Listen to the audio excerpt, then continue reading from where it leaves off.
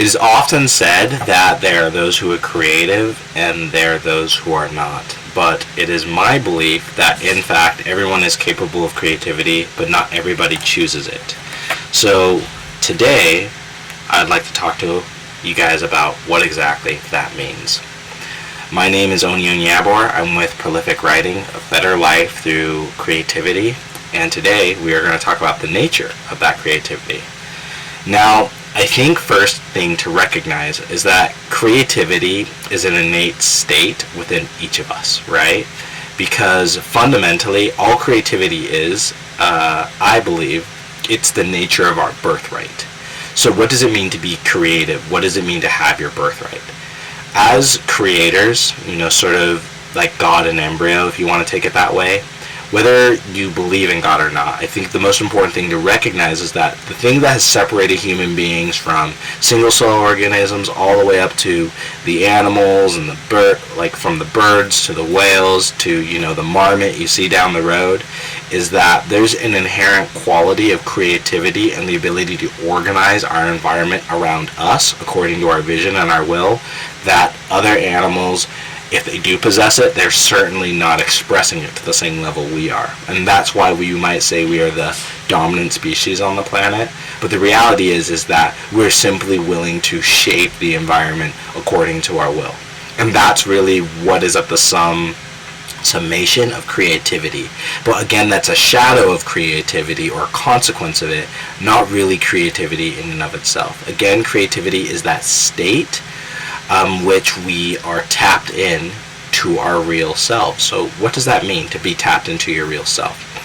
Now, there's a lot of ways to kind of talk about this or go into this, but fundamentally, it is my belief that when you look down at the world from like a quantum level all the way up to the grandest scale of relativity, you see that there's really energy is what creates the world, right? And everything around us. And what we're witnessing at its most fundamental level is really different energy fields interacting with each other, right? Like we, as human beings, are just energy fields. When you think about an atom, a lot of people have this idea of the atom being a physical model, the nucleus and the protons sitting in the middle in the nucleus, the neutrons, and then, the electrons spinning around it.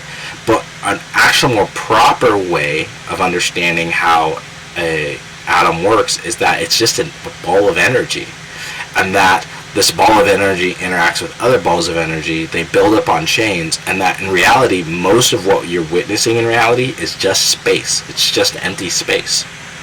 And so you think, well, if everything I see is really an illusion, and it's not just what I see, it's really just empty space. What is creating, me touching the desk? What is creating the physical boundaries around us? And that's what I'd say that is the extension of creativity. It comes from that ability to decide. And to decide comes from the root word, which essentially means to cut off, which means to put an end to one thing so that something else can be born from it. A good example, I think, of examining this creative potential is just whenever you choose limitations, because everything is just boundless potential, just like that energy field in that atom. But it's only when there is a solidification of that light, because that's all we are, is just light, which is energy, and it begins to slow down and it begins to be observed in a particular way, that is when boundaries start to come. And through those boundaries you begin to get curves and divots and lights and gradients, and you essentially get creativity. Things begin to be organized. Now this might be pretty high level, so let me kind of bring it down here for everyone, just because I know we're kind of up in loopy-doopy land. But essentially, like, what creativity is, it's your natural state of being. We are born to be creative. That is essentially what we are. And I think a very good symbol of that is love. When you feel love and you are interacting with the emotion that tells you that is love, because love is fundamentally a choice, you are in your creative state. A really good example of like a fundamental creation everybody can make, well, not everybody, right, but that a very common one is we propagate the species through, intercourse. And that is basically from taking like the masculine and the feminine poles, right? Whether you want to call it positive, negative, dark, light, whatever, yin, yang, however you want to put it. When these two forces of the fundamental universe interact, they create and they come together and they birth something. And then from that thing that has been birthed, two things that existed before, entirely new, has come into being. And that's because, as we know, nothing can really be created nor destroyed. So if all creation really is taking that which already exists and putting it together and creating a new form of limitation, a new form of potential actualized, that's really what you're doing there. So it's taking that picture or that idea you have in your head or a story you feel and putting it limitations on it, and those limitations are the expressions we find in creativity. Now, before I go any further, if you found any of this useful, kind of tapping into like what the nature of creativity is, please feel free to like and share this video with anyone who needs to hear it. Liking and sharing makes a big difference and allows me to share what I learn with more people and help as many people as possible in unlocking their creativity. Now, let's talk about what are the actual consequences of true creativity. So first off, I think the important thing is getting back to that point of love and alignment with love and your identity. Because if we know who we are as human beings, we understand that we are creators. And if we understand we are creators and we love what we are and what we do, we are naturally going to create.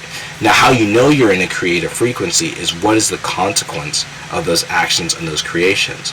Well, some of the biggest things you're going to have are going to be a feeling of expansion, a feeling of bliss, right? And you're going to feel a lot of freedom and a lot of growth. But there's also a flip side to that. Because remember, we live in a world of essentially ossified, most of the universe is moving vibrant energy and light. So most of the universe, when you are creative, you're tapping into what is a majority of what is there.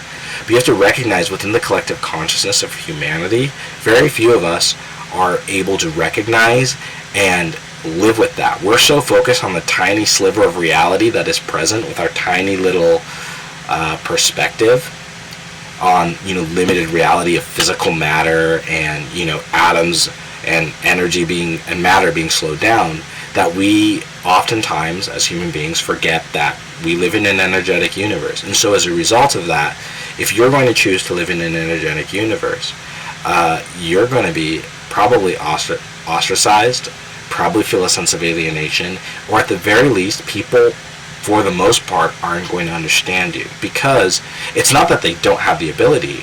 If you found them and met them when they were kids, most kids can understand what you're talking about.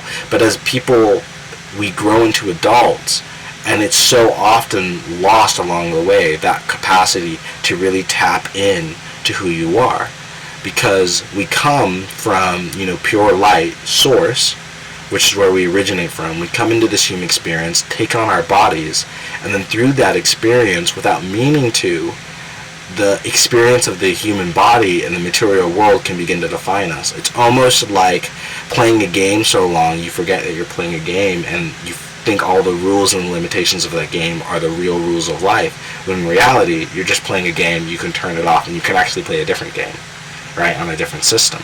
But people forget that, and we just get locked in the game. And so one of the consequences of stepping into that creative freedom is that oftentimes you're going to be judged, not understood, and kind of looked at funny.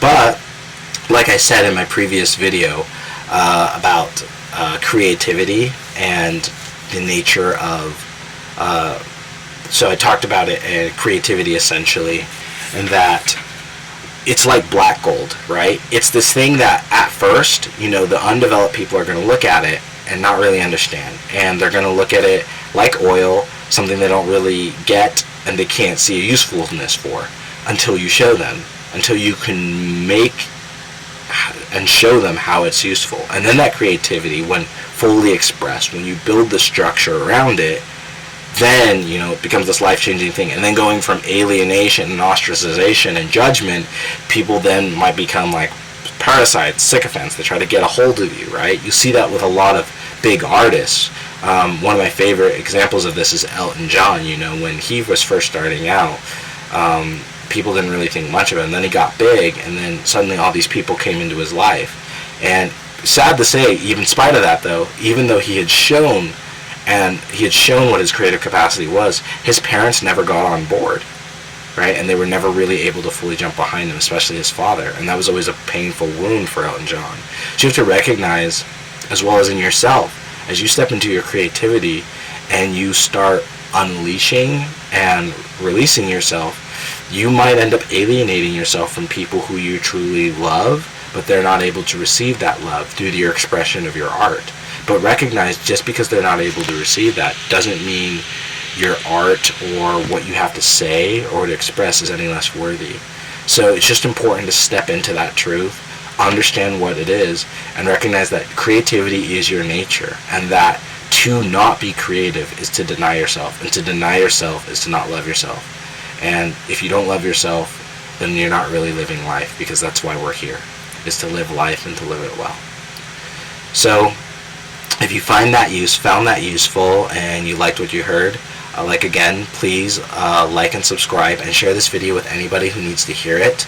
As well as, if you are a writer specifically, or an artist in any way, but specifically someone who's working on narrative and writing a book, I help coach authors and help people who are looking to release and unleash their creative blocks so that they can better express themselves. Feel free to DM me or leave a comment down below if you'd like to contact with me. And again, everybody, live up to the nature of your reality, which is your own creativity, because that's why you're here. Keep expressing and keep staying loved with life, because that's what we're here for. Stay happy, stay healthy. Peace.